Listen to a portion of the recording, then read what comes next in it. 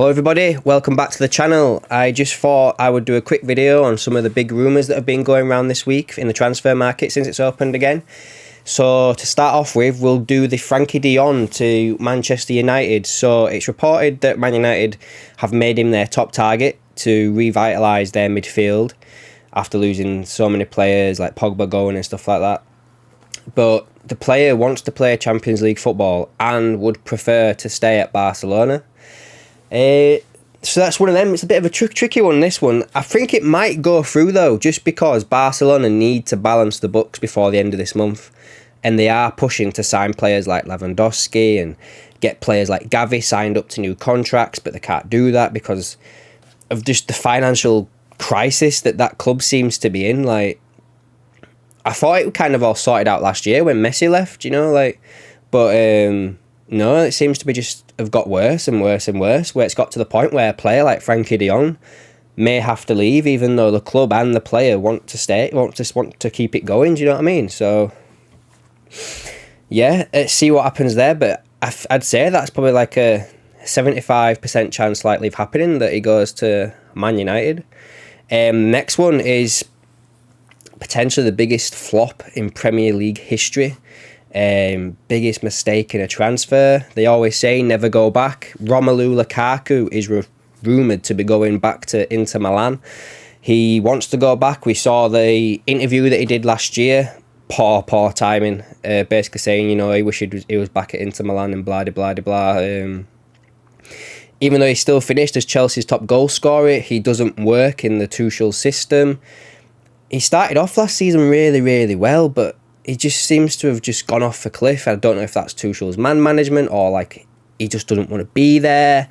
But he was a beast over in Serie A. So if they can get that deal done, then potentially we might see a better Lukaku again. However, the sticky point is that Inter Milan have come out and said they can't afford to make it a permanent deal.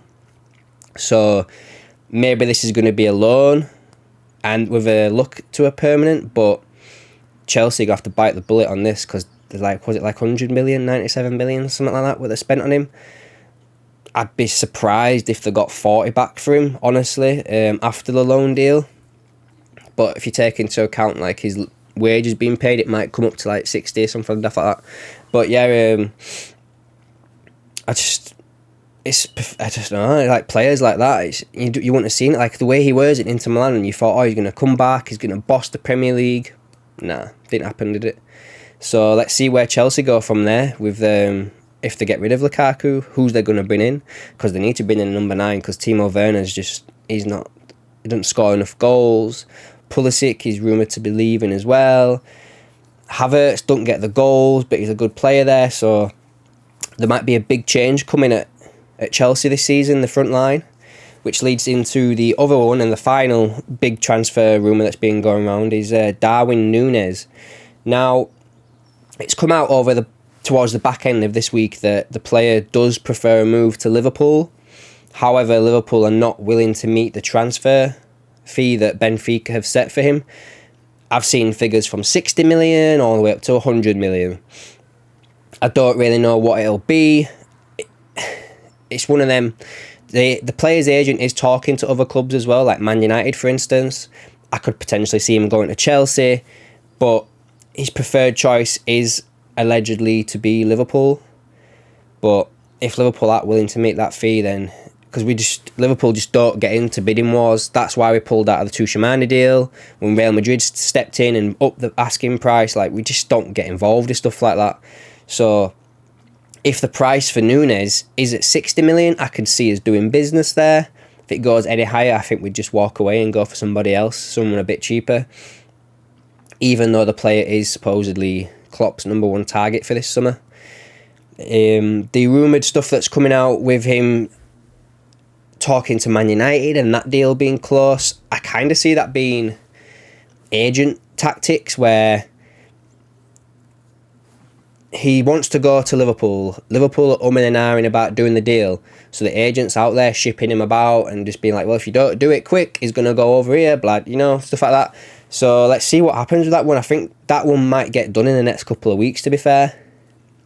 Especially if he's coming to Liverpool.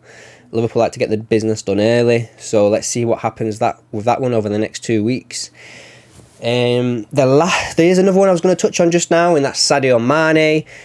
Let's see what happens there. I think if Liverpool can time this correctly with the announcement that Mane is leaving, they could potentially get the announcement for Darwin Nunez coming in round about the same time.